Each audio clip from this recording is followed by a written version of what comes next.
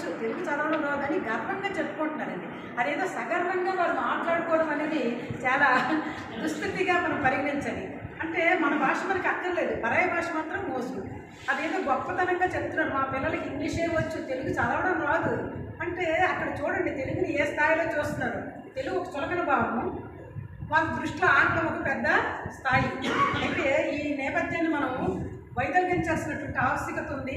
ఎన్నో ర్యాలీలు చేయాలి. మరి తెలుగు భాష పునరుద్ధరణ కోసం అంటే ఏదైతే మనం ఇప్పుడు అనుకుంటున్నామో అడుగంటిపోతున్నటువంటి నేపథ్యంలో మరి ర్యాలీలు చేయాలి.